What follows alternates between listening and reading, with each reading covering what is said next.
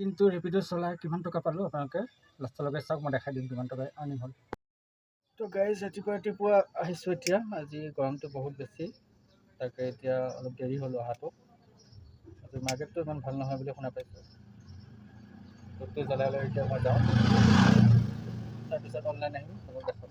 যিমান গৰম দিছিল আজি তাতকৈ অলপ গৰমটো বেছি হয়, তেওঁ মই ওলাওঁতে দেৰি হ'ল, অলপ যাওঁ। বৰ্তমান গাড়ী চাৰ্জটো পূৰা ফুলি আছে, মানুহ আহিছে এতিয়া পূৰা ফুল হৈ আছে, আৰু সন্ধিয়া কিমান যায় মই দেখাম। তো গাইজ ৰেপিডোটো জাষ্ট মই অন কৰিছিলোঁহে, এটা ভাড়া লাগিছে আপোনাৰ লখৰাৰ পৰা যাব বেলতলা তিনিআলি, 130-140 টকামান হ'ব মোৰ মতে। দেখা নাপালোঁ মানে একচেপ্ট হৈ গ'ল। আপোনালোকক দেখাই দি আছোঁ। মই এতিয়া পিক আপ কৰিব গৈ আছোঁ, পিক আপ কৰি পেলাই আপোনালোকক দেখাম কিমান টকা মই জব কৰোঁতে পালোঁ, আপোনালোকে চাই দিব। ৰাতিপুৱা কিন্তু লোকেশ্যনটো চাওকচোন, তাত কেনেকুৱা ভিউ দেখা পোৱা যায়। এই লখৰা চাইডটো মানে হাইৱে পৰে নাই, এইফালে হাইৱে আছে, সেইটো কাৰণে ভাল, ইমান ভিৰটো নাথাকে। লোকেশ্যন আহি পাই গৈছোঁহি, এইটো ইয়াৰ পৰাই যাব, এইটো ঘৰৰ পৰাই যাব চাগে। তো গাইজ ফাইনেলি ড্ৰপ কৰালোঁ কাষ্টমাৰজনক। লখৰাৰ পৰা বেলতলা তিনিআলি 134 দেখাইছিল, 140 দি থৈ গৈছে। কাষ্টমাৰজন ভাল। এতিয়া সেইটো লালতে বহিব লাগিব, কাৰণ অনলাইনত ইমান জল্দি অৰ্ডাৰ নহা হৈছে। এতিয়ালৈকে অৰ্ডাৰে আপোনালোকক দেখাই দিম, বেছি টাইম ৰখিবলগীয়া নহ'ল। আৰু এটা ভাড়া আহি গৈছে, ভাড়াটো মই দেখাই দিছোঁ আপোনালোকক। সেইটো আপোনাৰ 270-300 মিটাৰ ওচৰতে আছে, সেইটো পিক আপ কৰি পেলাই আপোনাক দেখাই আছোঁ। তাৰপিছত ড্ৰপ কৰি পেলাই কিমান টকা পালোঁ সেইটো দেখাই দিম আপোনালোকক। গাইজ 2 নম্বৰ বুকিংটো কমপ্লিট, 94 টকা পালোঁ। এতিয়া বহি আছোঁ, এতিয়া ভাড়াটো লগত আহিছে, এতিয়া বহি থাকিবলগীয়া হৈছে। 5 মিনিটমান হ'ল তাতে ৱেইটিং কৰি আছোঁ। ইয়াৰ ভাড়াটো আনিছিলোঁ বেলতলা তিনিআলিৰ পৰা এই চেণ্ট্ৰেল মল, 94টো পালোঁ, ঠিকেই আছে। টোটেল দুটা ভাড়াটো কমপ্লিট হৈছে এতিয়ালৈকে, দেখাই আছে আপোনালোকে। গাইজ 10টা বজাত আহিছোঁ, এতিয়া 1টা বাজিল, 3 ঘণ্টাই হ'ল। 3 ঘণ্টাত 520 টকামান অনলাইনতে হৈছে, অফলাইন কোনো ভাড়া নাই। ইমান গৰম দিছে, আৰু ভাড়াটো আহি আছে বেক টু বেক, মানে একচেপ্ট কৰিবলৈ মন যোৱা নাই, ইমান গৰম।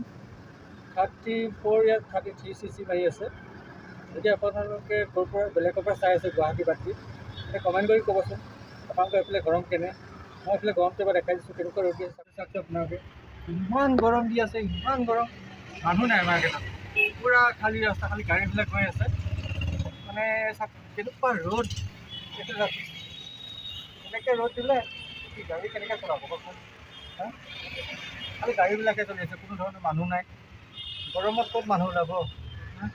ভাড়া মাৰি পেলাই ৰখিবলগীয়া হয় আধা ঘণ্টা গৰমৰ কাৰণে। কি ভাড়া মাৰিব, উপায় নাই। এতিয়া অটো চলোৱা মানুহ চলাব লাগিব, তেওঁ মাৰি আছোঁ 2-এটাকৈ। গাড়ী ইমানেই গৰম দিছে, সেই 1টা বজাৰ পৰা এতিয়া 2টা বাজি গ'ল, 3টা বাজিব হ'ল, এতিয়ালৈকে শুই আছোঁ। গৰমত কি কৰি চলাব, গাড়ীতে শুই আছোঁ। 1 ঘণ্টা হ'ল, এতিয়া অন কৰিছোঁ। ৰেপিডোত ভাড়া আহিছে কিন্তু নোপোচাই, চব পল্টন বজাৰ ভাড়া আহি আছে, পল্টন বজাৰ বাজিয়ে আছে।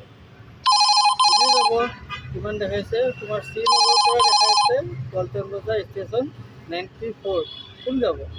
যি নেকি অফলাইনত যায় মানুহ 200 টকা, অনলাইনত 100 টকা দিয়া নাই, কোন যাব? অলপ আগত এটা মানুহ লগ পাইছোঁ মই, ৰেপিডো চলাই বাইক দি। তেওঁ মানে আইডিটো মই চেক কৰিছোঁ, আজি কিমান মাৰিলে, 2100 টকা তেওঁ ভাড়া মাৰিছে। বোলো কেতিয়াবা আহিছে, তেওঁ ৰাতি 4টা বজাতে আহিছে, 4টা বজাৰ পৰা 2টা বজালৈ 200 টকা, 2100 টকা, 2100 টকা ভাড়া মাৰিছে। মই ভাবিছোঁ আমাৰ 2100 টকা নহয়, 2100 টকা ভাড়া মাৰিছে, এতিয়া কিমান মাৰিব লাগিব।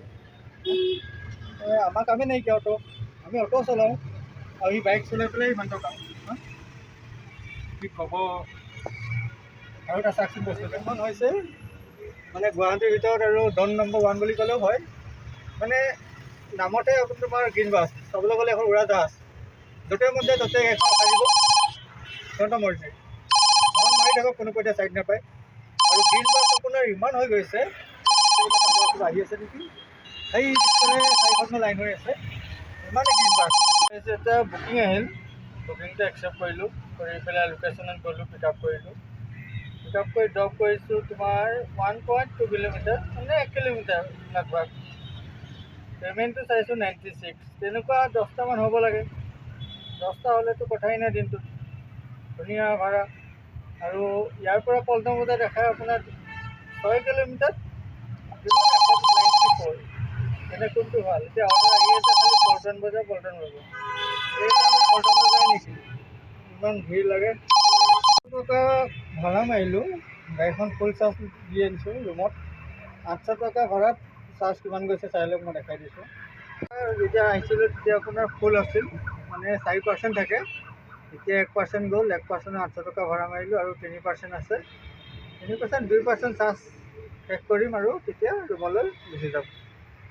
এতিয়া এই বাইদেউজনীক লৈ আহিছিলোঁ, 80 টকা পোৱা গ'ল।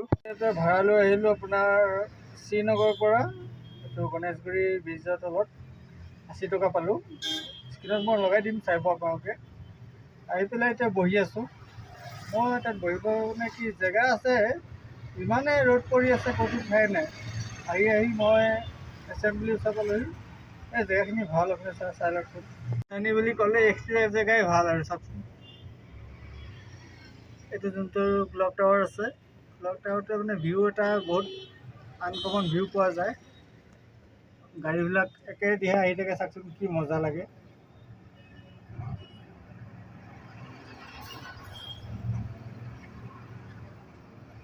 গাইছ 10 মিনিট ধৰি বহি আছিলোঁ।